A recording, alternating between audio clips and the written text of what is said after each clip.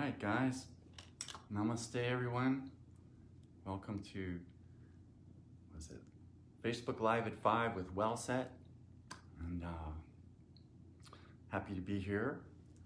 And first things first, let's just breathe. Today we'll take a little magic carpet ride.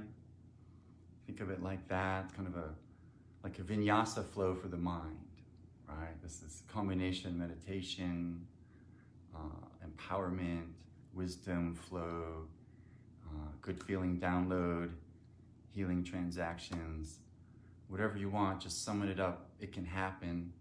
It's all in the intention. So let's just bring ourselves into our heart, this amazing grace place. Just relaxing brain. Just dropping down into the peace, the good feeling that attracts the healing. How we love that. So good feeling coming in. If it's already there, expand it, open out with it. Happiness is a choice. So we make that choice. And we breathe.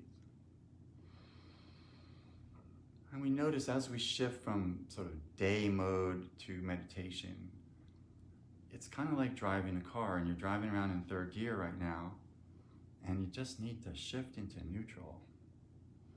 So let's do that. Neutral positive. Neutral positive allows for so much to occur. So it gives you that peace to be the beacon radio station of telepathic love and transmission.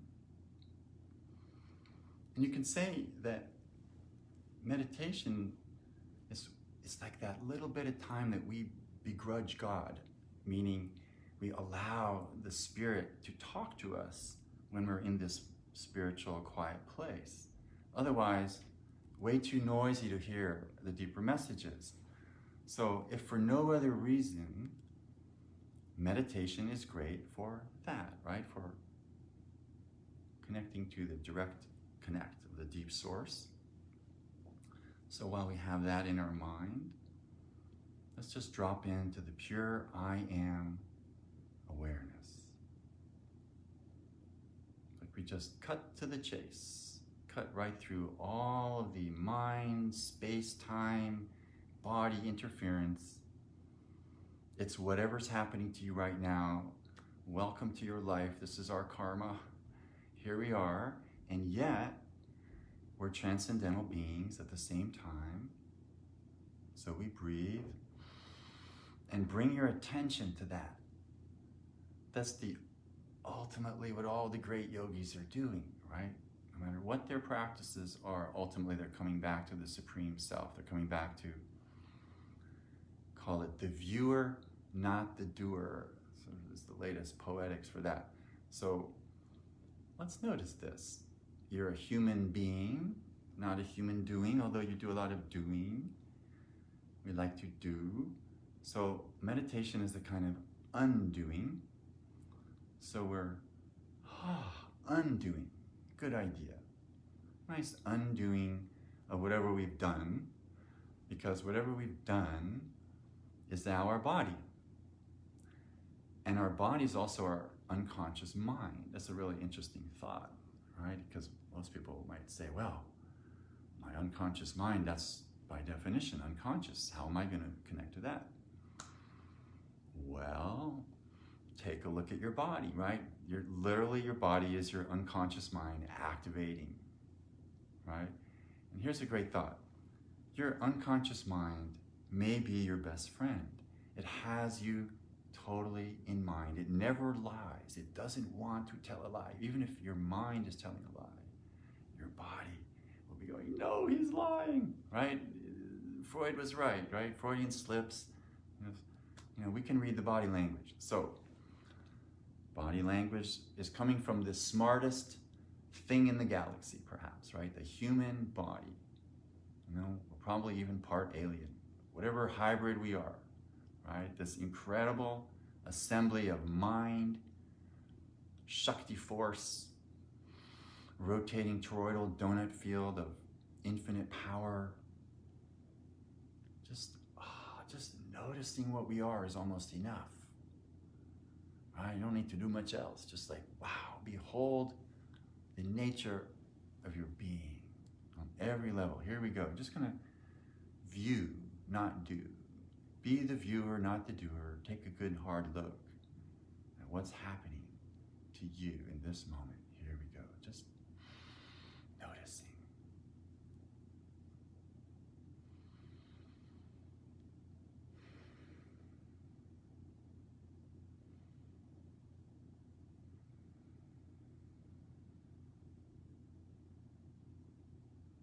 Which sense do you notice first?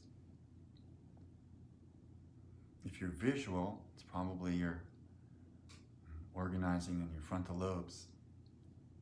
If you're auditory, you're probably moving into your temporal lobes. If you don't know what you are, you're probably just confused. But there's going to be a combination of all of these learning styles, sensory dominant modes. The body is one as well. The kinesthetic. And just notice this. Which part of you is dominating is going to be the part that you need to give the most attention to. So if your physical body is uncomfortable, let's give it some attention. Find just the right posture. You want to find a posture, not that makes you look like supreme yogi guy, person, woman. That's great, but it should be comfortable. It should just be effortless. There shouldn't be a strain, right? You want to be able to disappear. If there's too much sensation, pain, which is a form of pressure, you're not going to disappear, right? You're going to be tripping out. So let's breathe.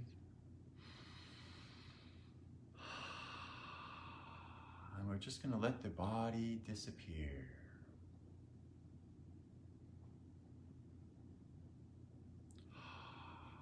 The stiller you are, the more the body will dissolve. And stillness is the ultimate medicine for illness. Paracelsus states it slightly differently, but that's the gist of it, right? That through the stillness you conquer the illness. So let's get really, really still.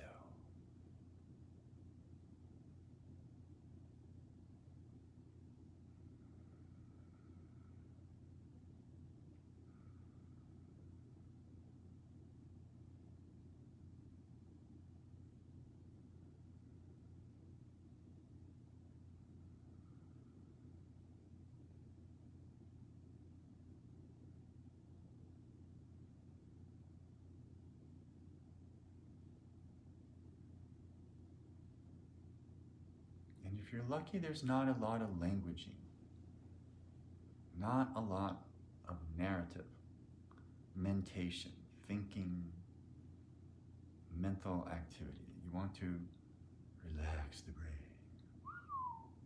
Dropping down into the heart, breathing into the heart. It's a 50,000 femtotesla field. The brain is 10. And if the brain is as fantastic as it is, think how amazing your heart is. 50,000 femtoteslas is another way of saying that God lives in a little house in your heart, right? There's a force in there that's way beyond the pumping heart. It's literally a white black hole combination thing. It radiates, it attracts. It's centripetal, it's centrifugal. We're this interesting combination of these forces. Centrifugal, centripetal. I would suggest that the centripetal, meaning the attractor force that pulls everything in, it's like the center petals, it's like the heart chakra, 12 petals, anahata, that when that occurs, it's actually outdoing the opposite force by just a tiny bit, which means we get evolution, right? Things improve. You're not running away from yourself at the same speed as you're running towards it. You're running more towards the self, and that is a wonderful thing. So we're going to experience our centripetal core, this force that attracts this, in Sanskrit, the klim, right? The Lakshmi principle, abundance principle. By being happy, this activates. So first things first, get happy. Abundance will follow. The body will like that, will love your choice. Your subconscious is like a horse waiting for a rider. It's just waiting for you to tell it what to do. So we're going to tell it what to do today. Today, we're going to meditate. We're going to drop inside. We're going to expand past all limitation and experience yourself as the supreme I am consciousness, which you might be experiencing at this very moment. Allowing, surrendering to this. Let the divine talk to you. Give the divine the opportunity. Give it a little space for that silence to speak. It's so rich. So we drop into the silence and get the download. It's faster than thoughts. Speed of light. Intuition. If you're an advanced Sanskritist, you could think of it as pratyabhijna. Right? This is insight, intelligence, intuition. You just know. So we're just going to know right now. Let the flow run the show and just know that you are the supreme I am consciousness. And let everything else relax. Strengthen this thought. Strengthen this awareness. It's your pilot light. It's the light, it's the pilot, it's you. We gather that together to be that. That relaxes the brain, relaxes all 5 nervous systems, balances your digestion, strengthens your field effect, galvanic skin response, heart rate, blood pressure. Everything good that the body can do will occur when you give it the greatest act of compassion, the most loving act of meditation. It's like living silent prayer. So here we go. Let's just take any one of those descriptions and work with that. We're not going to use a mantra right now. We're just going to be in the space of awareness for infinite possibility. So you're not trying to do anything too much. You're just allowing. Let meditation come and find you. And we breathe.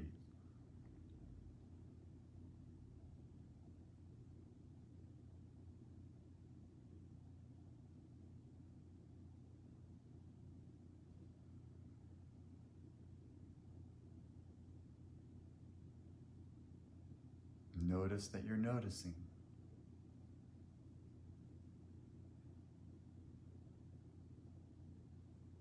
If there's some thoughts that are bothering you, could just sort of look at them like, guys, hello. And they, oh, sorry. Thoughts just sort of, right? They will respect you if you respect them lovingly and just request them to come back later or take care of themselves. This is how the Tibetan monks speak to their mind, ultimately.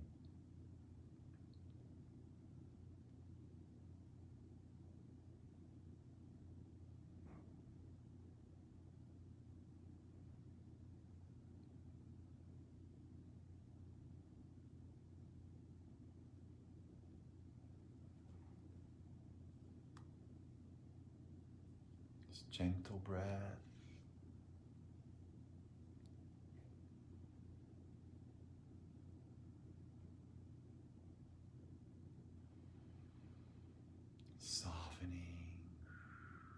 gentle breath.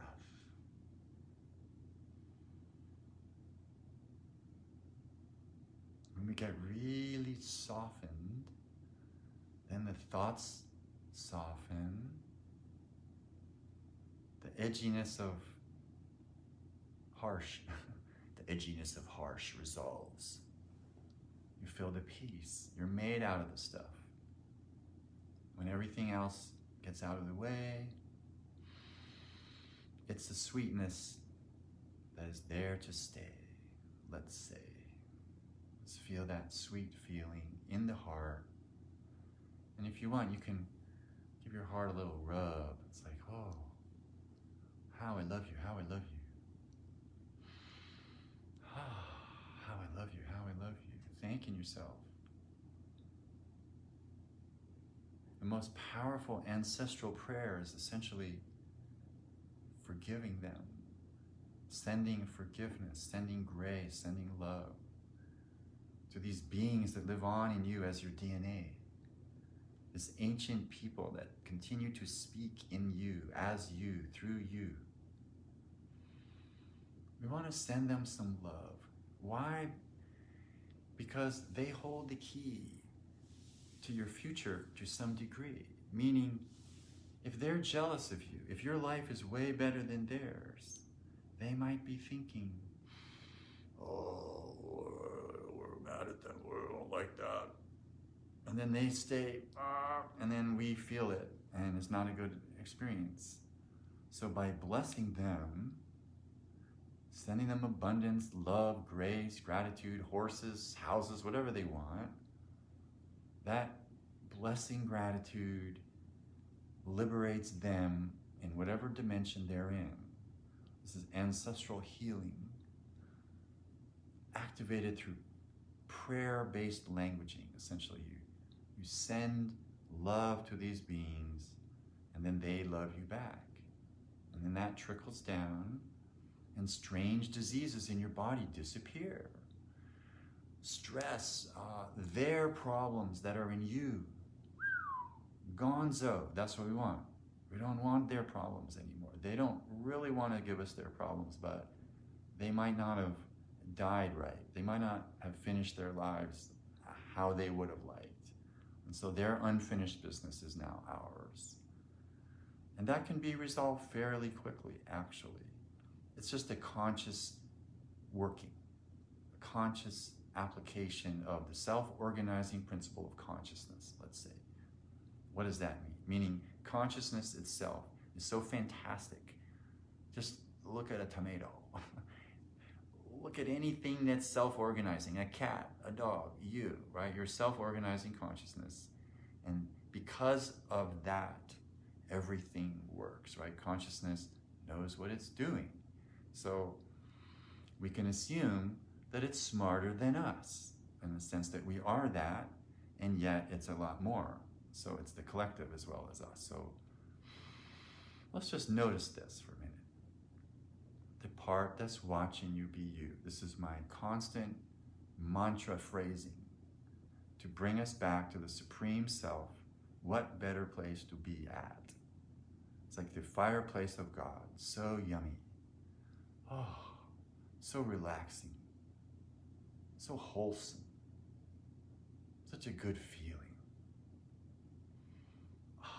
And if you can park with a good feeling for, what did the channel material, Abraham Hicks material says 17 seconds or about, now that thought is stronger than any other, right? Certainly in the recent brain activity. And if you can get your momentum up to 68 seconds, you could say multiply 17 by 4,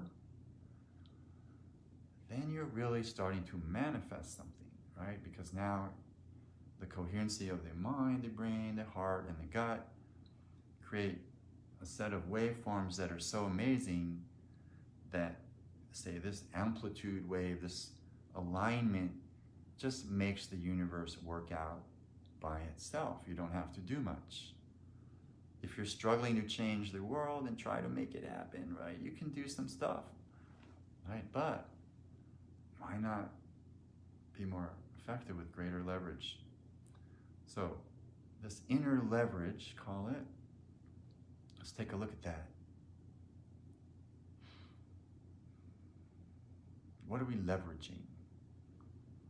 Well, let's say everybody's trying to control the universe somehow, right? Whether a stockbroker, a doctor, teacher, whatever you're doing, you're manipulating stuff. Well, let's say if you don't mind whatever's happening, then a very magical thing happens, and I'm sure you've noticed this, that as soon as you don't make an issue out of something, it's de-issuified. It's no longer full of the negative charge that you had accumulated with it. So this de-issuification of the issue is what you want, right? You want to make the issue not an issue, even if you have it, so that it ceases to be on the mental level, the emotional level, every level. So that's a large healing kind of trajectory, right? To be constantly releasing yourself from the stuckness, attachment, minding everything, right? What does it say? Get your mental hands off it and put them in God's, right? Put them in the greater consciousness, awareness, and then the amplitude wave is balanced, and that feeling goes out into the universe and actually aligns you with a better universe. I think is kind of what's going on. So let's try that for a minute. Meaning, as you get totally still, your problems disappear. And you don't even have to do that much. As a matter of fact, it's so obvious that it's not obvious, right? So let's just do that. Stillness, master tool.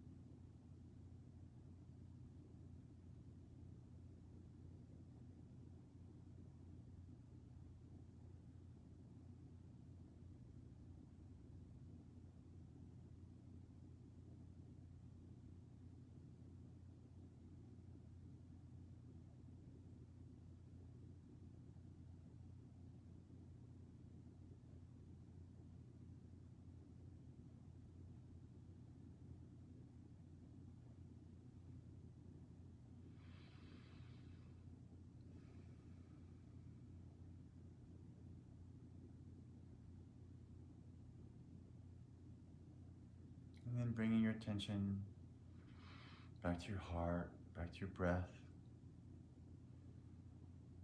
back to yourself.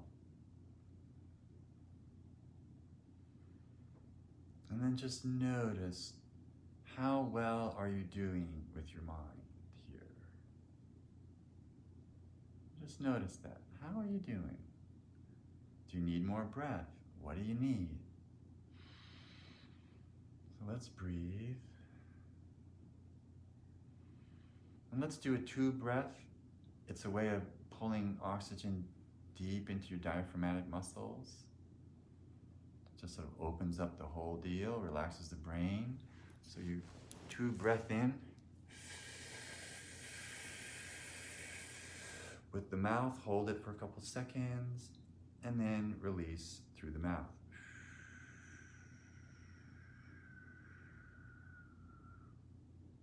It's a non-complicated pranayama. Especially with a full moon today, we don't want to get too complicated with pranayama because we might be alternating in the different nadis, lunar, solar. Just better keep it down the middle today. So just inhaling some oxygen and hold it. And release.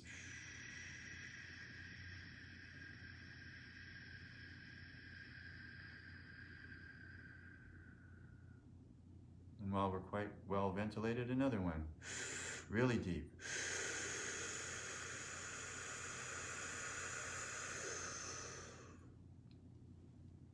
And just float there for a minute. And slow like a balloon, release.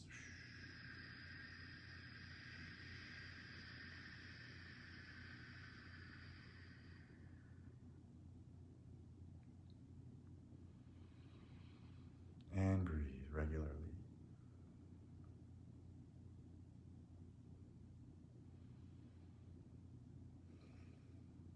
Okay, so notice the difference when you breathe like that and when you're just sitting.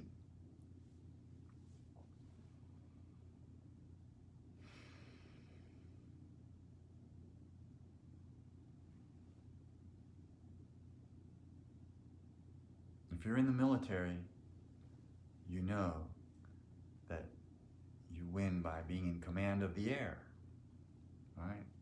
Air Force. Supreme power. So we're talking about the breath here. Air power. Supreme prana. Prana and apana. We breathe in, we breathe out, we breathe in, we breathe out. Prana, apana. This is mighty. And then there's other pranas. Just notice that there's various energies circulating in your body at this moment, whether you do much about it or not.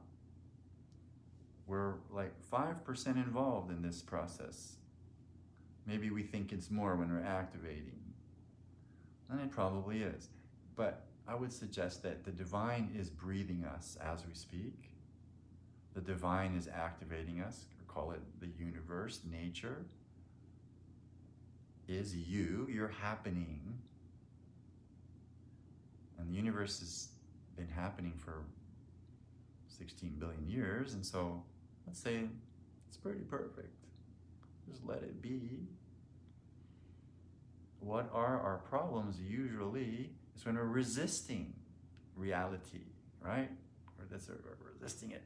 So, no resistance in the mind. Relaxing brain, no resistance. Pull the plug on the mind. Just, it's usually figuring out what it doesn't like, right? It's judging, assessing, discriminating. It's just sitting there doing its thing. So his mind, please be kind. So we're just requesting that the mind relax and drop into the heart. Let the mind just come to stillness. Thank you. Sometimes you have to be commanding, right? Let the glands command, right? 300 glands, 300 hormones in your body, running the show, coming to alignment. Just feeling all these hormones in your body.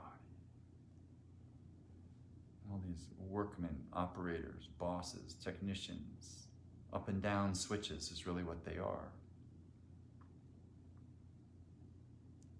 Hormones come in pairs, like your organs.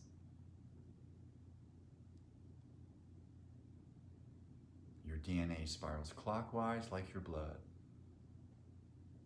Machines tend to spiral to the left, counterclockwise, which is fundamentally disaligning with human tissue, right? Machines will tire you. They're working differently. So,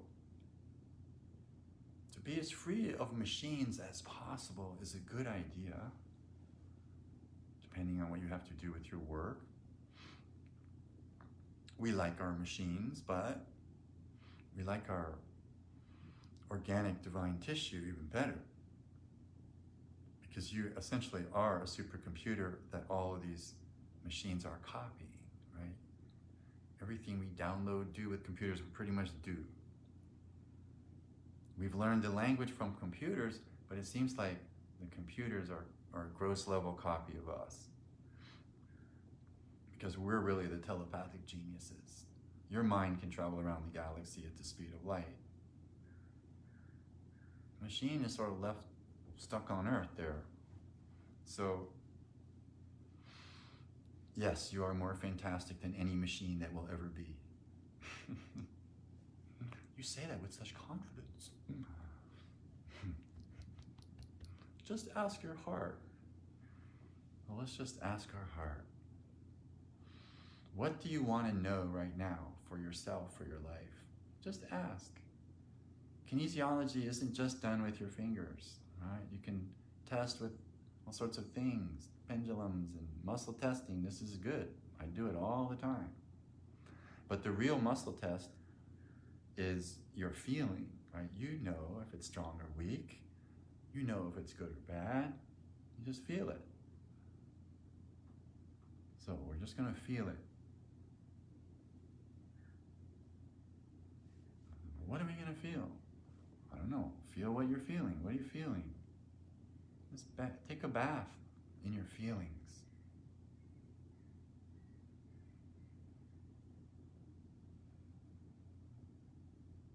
Heal yourself by acknowledging your feelings, loving your glands and organs. I have this little way of phrasing it. If you worked at a summer camp for 2 months with screaming kids and nobody thanked you, would you work there next summer? Don't think so, right? This gratitude thing is huge. It runs the universe. So gracious, spacious gratitude to oneself. Just thanking yourself. We usually think negative thoughts, right? Every few. There's a negative thought in there, and then another negative thought. How about if you just remember that you have 55,000 other great thoughts? So let's do that. All right, those guys. So just noticing all the other thoughts.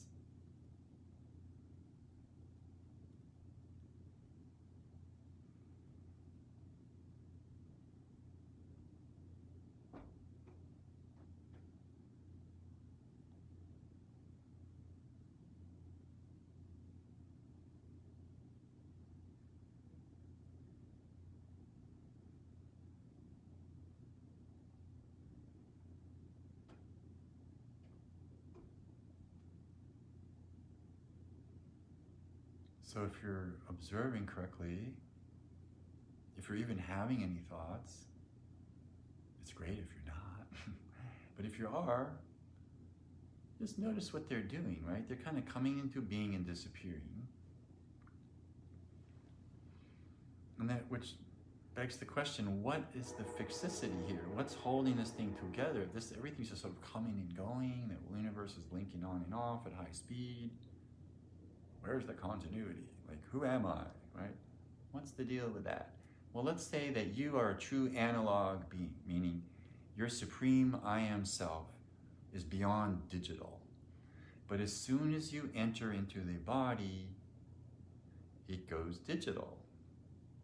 Why? Because, well, we're a polarity system, right? So, like we talked about earlier, the centrifugal, centripetal forces are tugging away, and there's a symmetry, and we're down the middle. So let's come to the midline. So within the polarity of the body, you find that neutral midline.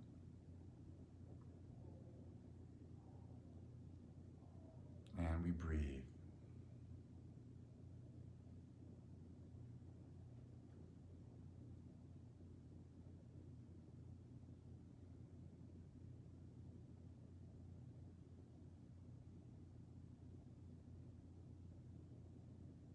Keep with the midline of the body.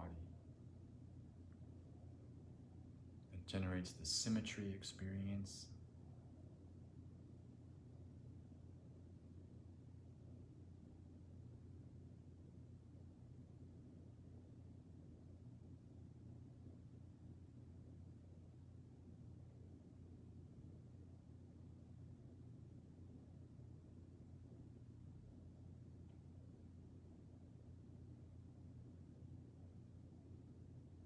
In the heart, in this incredible vessel of the divine, in the right atrium, we have two electric electronic nodes. It's called the SA sinoatrial node and the AV, ventricular node. And these two little points are the spark plug of your heart, and they plug into thoracic vertebrae 2 in your spine to the nervous system. And essentially, this is your ignition sequence switching station, right? This is where the heart fires up and continues with this series of sort of like piston-like explosions. And at the same time that's operating on the physical level, you could say these two nodes are kind of a physical representation of these giant fractals that are spiraling back, these vortices, energies that spiral back in the heart to infinity, which create that heart shape and their overlap, right? There's two of them, right? That's what gives it the dance. That's what gives us the ability for it to have dynamics. And so you have this dynamic heart that's spiraling to infinity. Exactly. And holding the sacred geometry of the whole deal in place.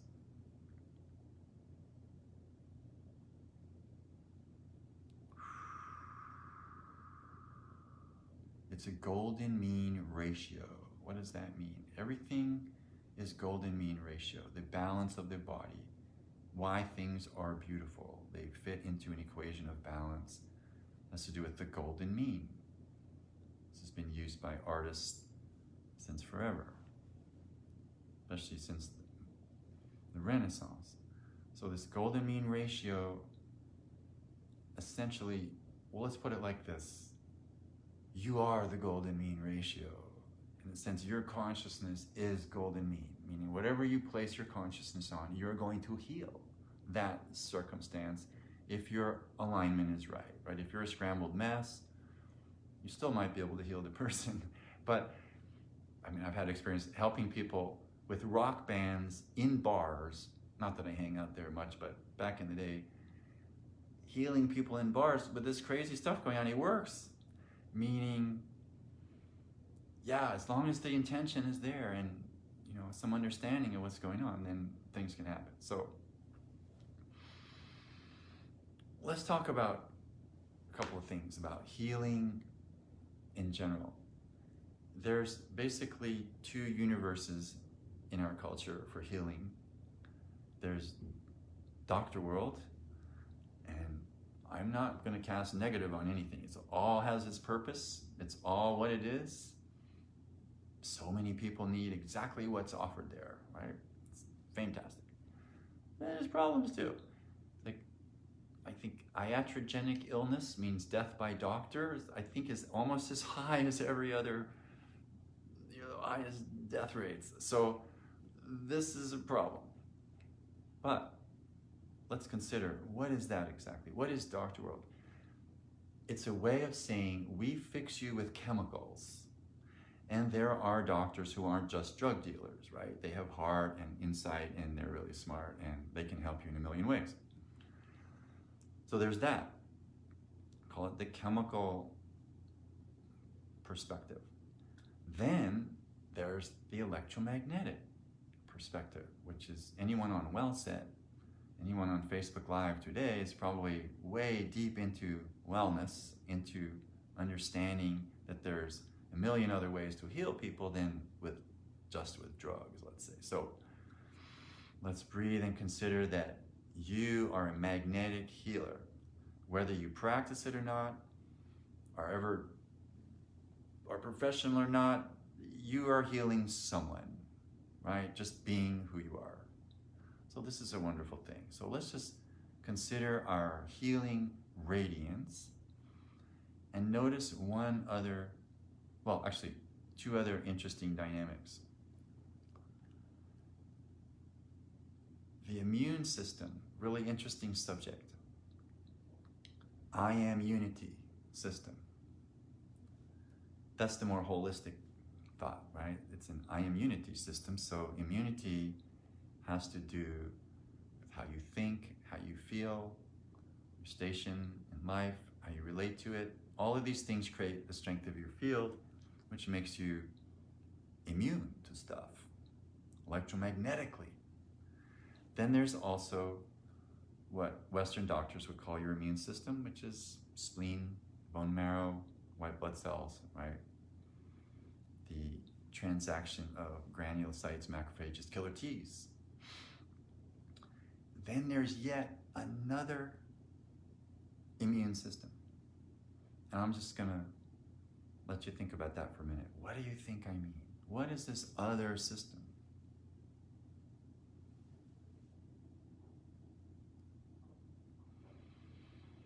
Well, if you notice, every cell in your body is regenerating itself, whether you do anything or not, right? It's just regenerating.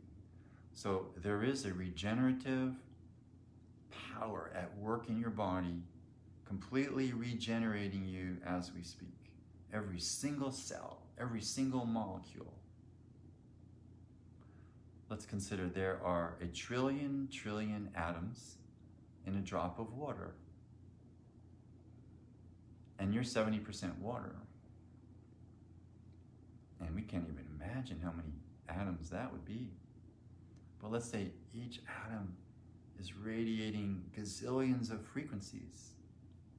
Just every second discharging tremendous amount of whatever it is that atoms discharge. And we just feel that. Wow.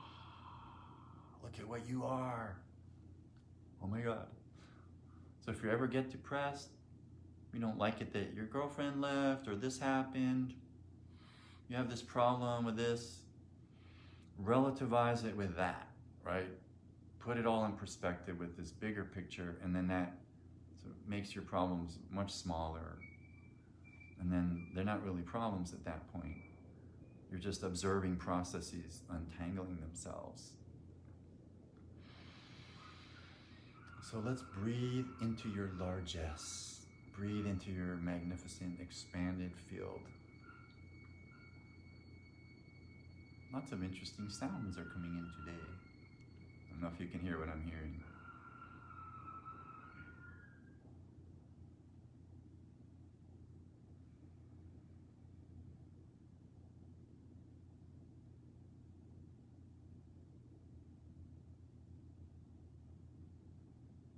Now, as soon as you start thinking again, start thinking negative thoughts, then you're probably thinking, oh, right? So, but here's things we can do. If you just notice the sound field, then you're like a cat just waiting for the mouse, right? Like Eckhart says, right? It's just like total state of entrainment, waiting for the mouse. And then that in and of itself is a thought-free state, essentially. So if you can be in a state of amazement all the time, you won't have thoughts. So periodic amazement is sort of a good activation, right? You can amaze yourself if you want, right? Because it's also totally amazing if you just give yourself that moment to notice that. So amazingness arrests the mind. How amazing, right? Just notice that. So that you can notice how amazing the sound field is. Like, wow, listen to that sound like 3 miles away. I can hear that seagull out there. I heard that train go by way, way out there. And it opens up your field so that you're as big as the space. And then you probably won't have a lot of thoughts in that mode. Now, if you're having a lot of thoughts, you might think, well, why is that the case? I would suggest it's conditioning, right? Your brain is conditioned. You've been doing things a certain way for a long time, and there's a lot of momentum. So meditation is sort of a way of pulling the rug out of the situation so that you cut that momentum out, and then the thoughts sort of spiral into like, whoa, and then they relax. So let's try that for a minute. Just watch your thoughts sort of run out of gas. Just let them putter away, putter out. Why would they run out of gas? Because you're holding a stronger field of something that's nonverbal, and so the thoughts can't compete with that.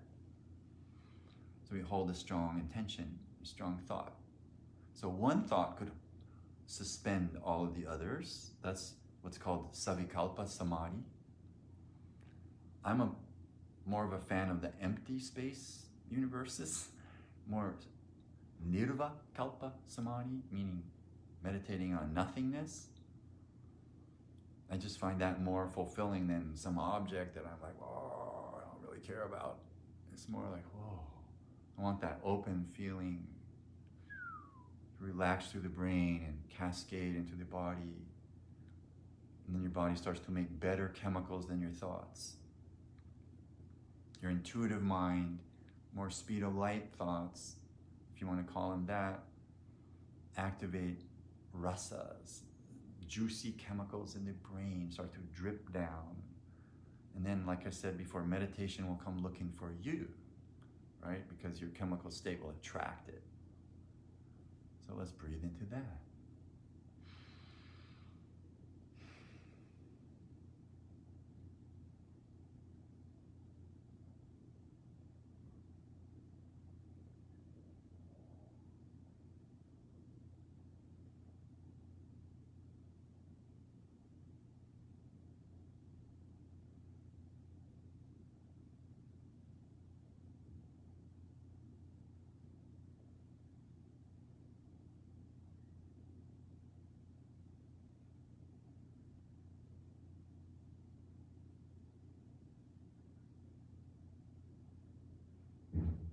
Again, softening. Softening.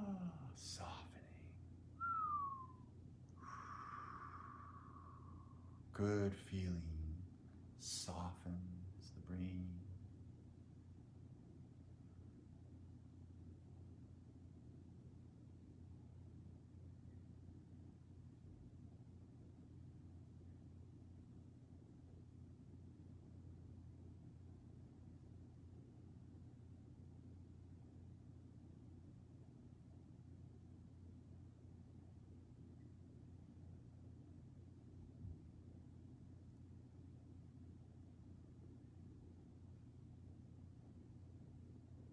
Just notice how far you've come since we started, whatever it is,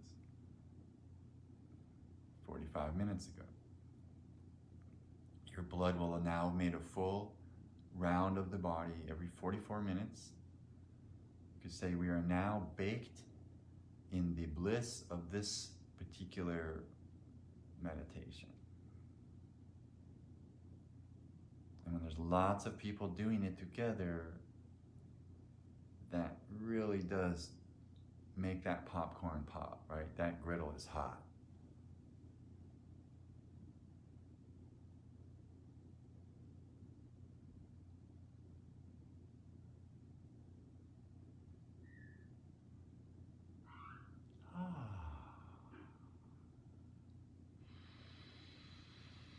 Deep breath. You can stretch a little if you need to.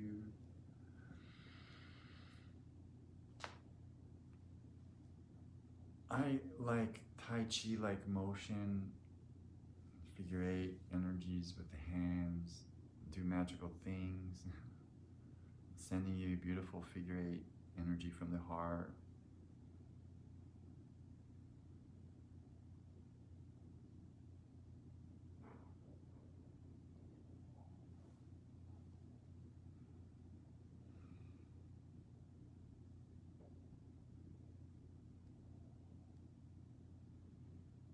I notice there's a kind of a maturation that occurs in the meditation. It's like you start out kind of agitated. You're not quite in neutral yet, kind of driving along. It's like driving a car and then you drop into neutral, and it just kind of happens by itself. if you just hold this space for a while, right? Because you might be buzzing along, buzzing along, buzzing along, buzzing along, and suddenly, ooh, where'd you go? Well, suddenly meditation came and gotcha, right? Just like sleep does when you try to go to sleep. It just happens by itself. So let's just give it that opportunity for a minute. Let's meditate for the next 3 minutes. I'm just going to drop inside. And if you want to just do the breath mantra, follow the hum-sa breath. Hum, sa. The breath that says itself. Hum, sa. Or you could just notice that you're the light. Notice that you're noticing you're the Supreme Self. All of these are good meditations. There's infinite meditations. But maybe the best one is just to go deep into yourself. Here we go.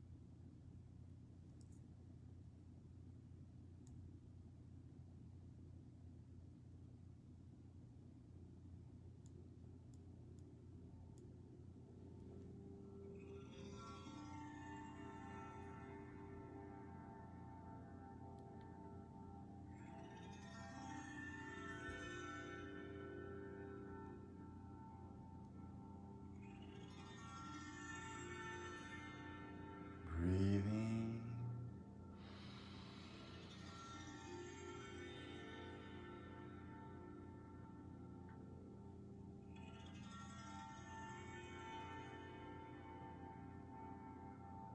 Coming out of meditation, I might say is as important as going in. How you come out.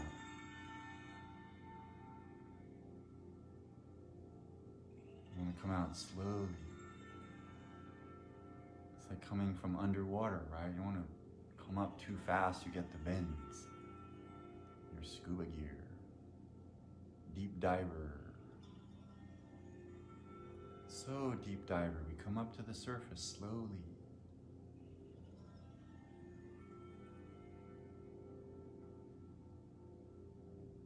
And let's say we're going to bring the meditation right up to the surface where you're still meditating with your eyes open, your body stretching, activating, and yet still in meditation.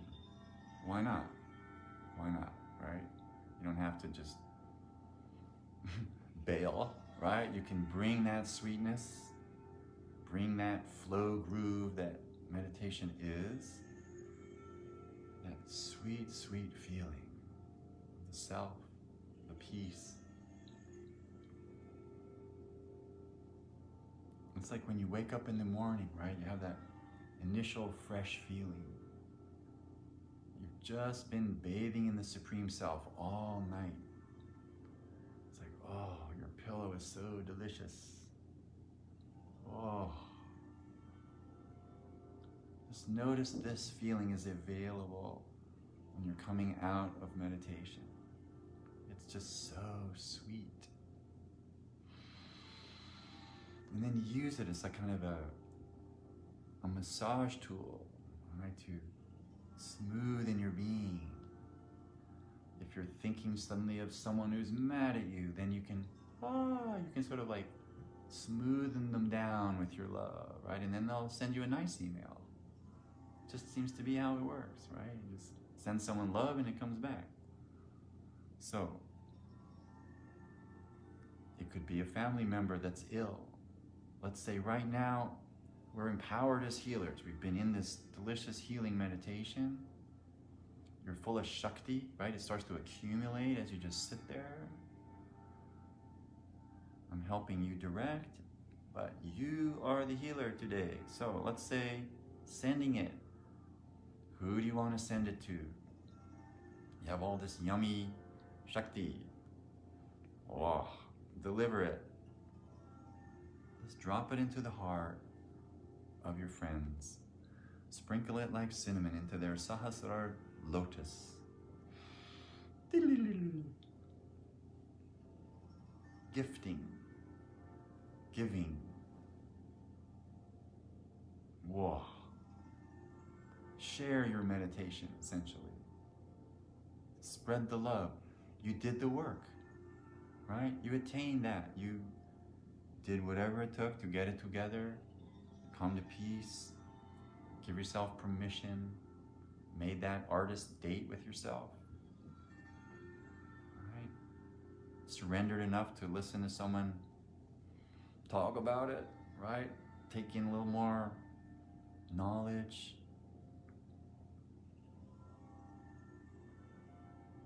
And let's say from now on, life is going to be fantastic. The rest of your life.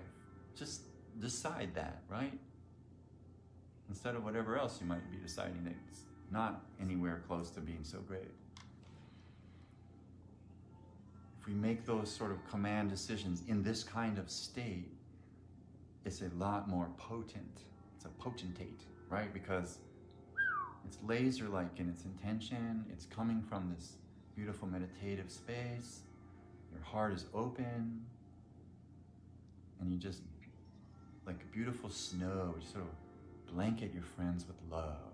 Just, they must need it, right? They're not here. Send it out. Deliver. We are all telepathic beings. Let me clarify that, because not everyone gets what that means, I don't think. And so, when I say that, what I mean is every cell in your body is totally telepathic. Your conscious mind might not know what's going on, but your body does. Therefore, it's already communicating to all of these folks, and likewise, they're doing the same with you. Massive amount of information is being transferred while we sit kind of like, what? The folks who are considered psychic or professional psychics or whatever, basically they've acquired more access to that on a conscious level, basically, and that's doable, right? You can train for that. You can meditate more, right? You can access intuitive flow at all times, right? That's basically what I do, is I teach intuitive flow, because that's how I like to live my life, and it works. People get healed. I get healed. God is truly great. So, sending a little more to your friends.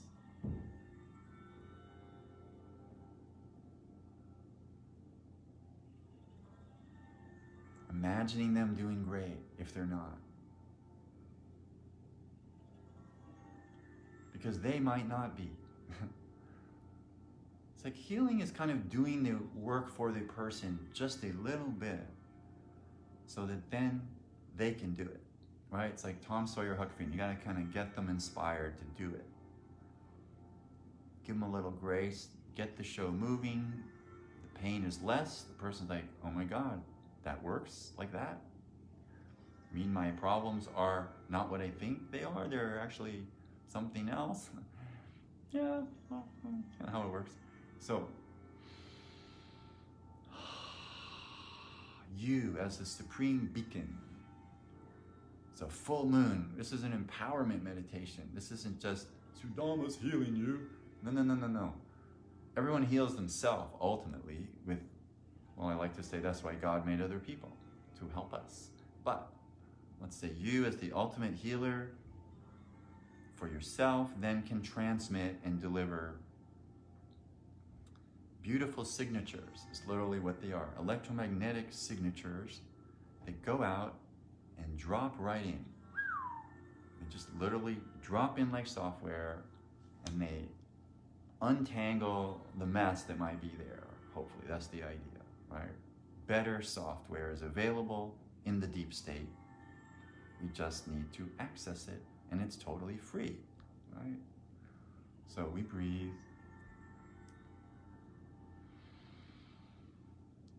Let's put it all together, everything we've been talking about.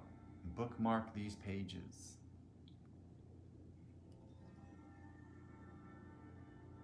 You don't actually have to remember it all, but what comes to your mind now is important. That's what you like.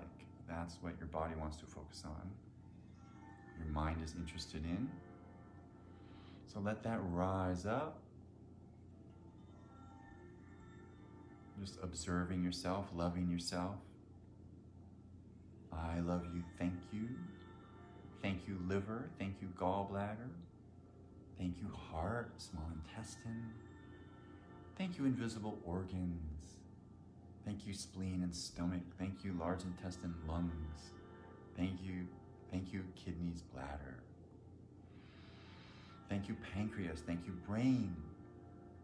Thank you, God. Thank you, body. Thank you. Most powerful word. Well, not the most maybe, but right up there, right? Most powerful word, phrase in the language.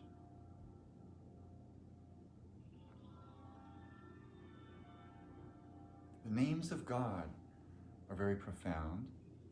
Different traditions have many names for the God, all the aspects of the God, of the transcendental being. And what's funny is sometimes it's said that the name of God is actually more powerful than God. Ooh. What do you think God thinks about that?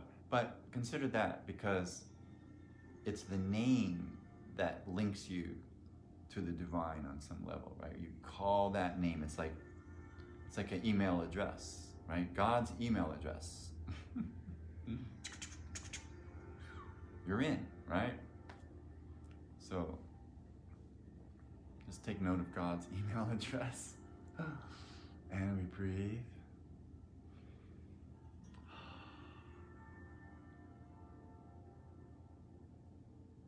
Again, as I said at the beginning, to win the military battles, you have to have power of the air, command of the air. So we're coming back to the command of the breath.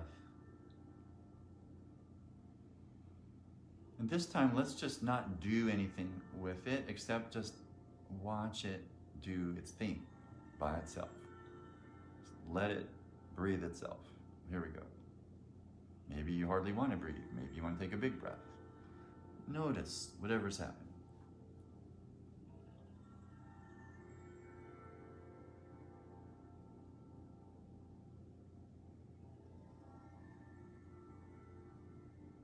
Did you notice that because you've been sitting here for however long, that you actually don't need that much oxygen at this point, right? You just very little bit. It's good enough. That's why yogis can bury themselves in a box, and 3 days later they dig them up, and there was not much oxygen down there, but they could breathe, right? They breathe through their Sushumna channel, very subtle energies. You too can breathe in your Sushumna. So let's try that for a minute. The most subtle breath you can do in your spine, essentially. Just notice that it rises a little bit, goes down a little bit.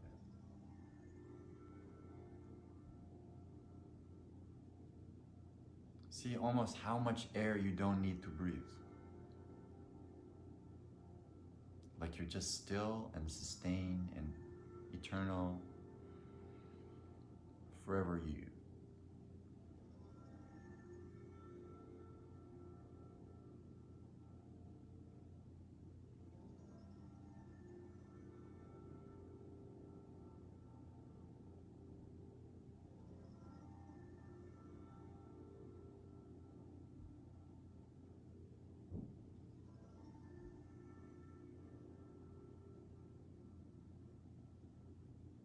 Eyes back open.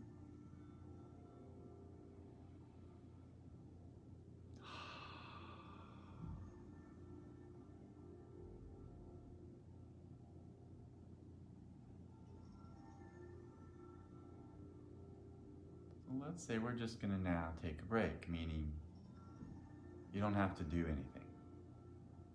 No more suggestions in this moment. Just whatever you want.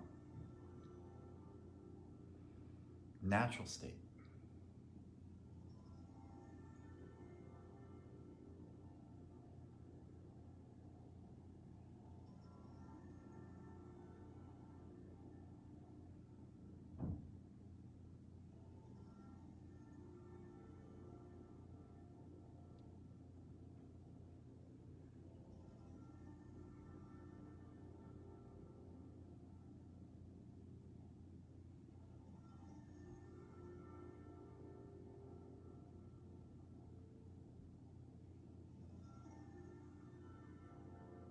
How are you doing? Just check in with yourself. Just thank yourself for meditating.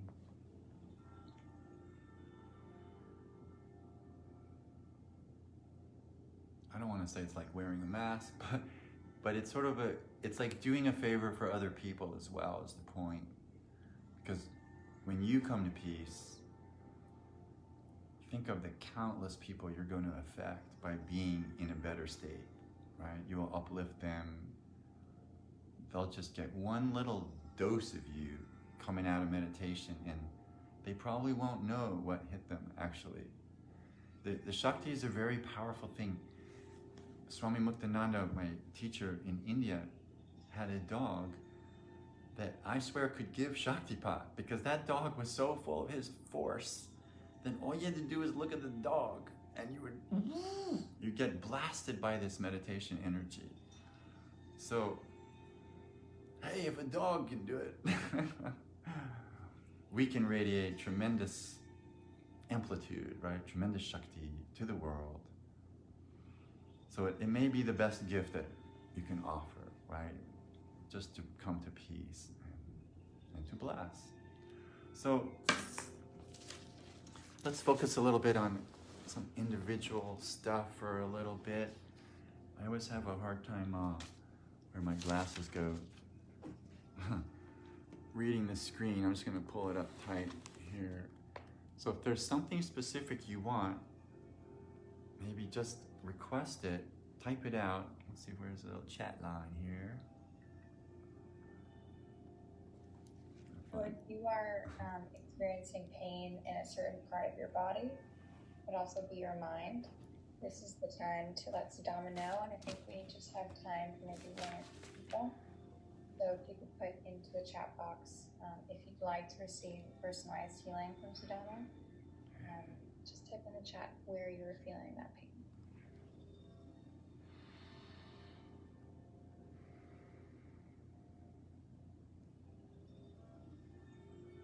You know, it might be that the meditation did it for you, right? That's really what we want, right? Not to have to go fix you later. But I understand people have a lot of stuff, right? We're in a lot of stress. So let's see, what's this person request? I'm gonna pull all these closer just because for some reason my glasses are eluding me. Okay, pain going down the right leg, knees and hips. Okay, so we got foot issues there. Oh, this person's good now. Womb pain, electric in my body. Well, that's probably good, actually. But if it's a bad feeling, maybe that's not good. Okay, someone wanting to center and ground, womb pain, chronic IBS anxiety. But they're good now. Okay, so right shoulder down to the elbow, gums. Okay. All right, so I'm just gonna blast away, and feel free to learn from this in the sense that, wow, you can do that kind of thing, meaning that's possible.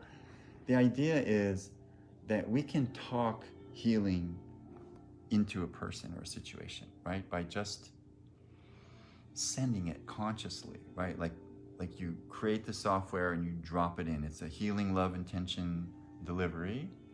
And so for everyone with leg issues, we set the sacrum at 60-40 pelvic angle.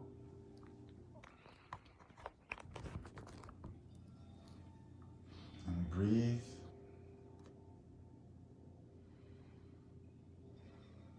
Strong for the earth. So each leg receives the right balance of forces. Mother line, father line is what those are usually, right? We sort of dominate one side or another. So we're going to bring in the equilibration down the middle. Womb pain. Well, that can go back to other lives and children and not having children or losing children. So we'll clear something there, some karma around womb pain. Shoulder to elbow, left side, mother, brother, sister stuff, Joan. And let's say for Cliff out there, we just want to take out cough and congestion, and pain and suffering from medical world interventions. Blessings to you, Cliff. Shoulders. Shoulders are usually the weight of the lineage. So we bless our ancestors, we thank them for our body.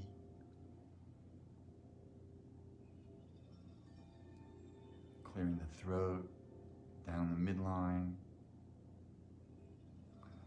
Left side of the body, right side. Okay, it feels more like the mother line is in more distress in the collective here today. So extra blessings for moms. Full moon, you know, it's like birth energy, female hormones, just strengthening the females. This difficult time. And guys, clearing fear of the future, anxiety. Some of these issues that you're experiencing, folks, might just be the collective is full of charge right now, right? The misinformation, the or at least whatever the information is not happy information. And so we need to meditate on happy, good stuff, at least 51%. Otherwise, it's just going to pull you into a pit. So we want to bump up your entire field, 51% plus power platform. Let's say no more victim postures. If there's something that really feels bad, just stare it down, go beyond it. You're made out of peace. You can out-peace it. It's a temporary thing. It will pass. And we breathe. Okay, many blessings, everyone. Let's just feel the grace for another 10 seconds. Gracious gratitude to all. I love you, thank you. I do this every week. Monday at 5, Tuesday 4:30, Facebook Live. I'm available for individual sessions by phone. Just go to sudama.com and feel calm. Namaste, everyone. A billion blessings. Thank you. Thank you. Thank you, Sudama. I just also want to point out that in the chat, I also left the link to Sudama's WellSet profile. So you're also able to browse his sessions there and connect with him one-on-one there. And if you have any questions on how to connect with him further, or if you missed any of our instructions, I'm going to leave my email here and I can connect you together. Awesome. Have a wonderful week, everyone. Take care. Namaste.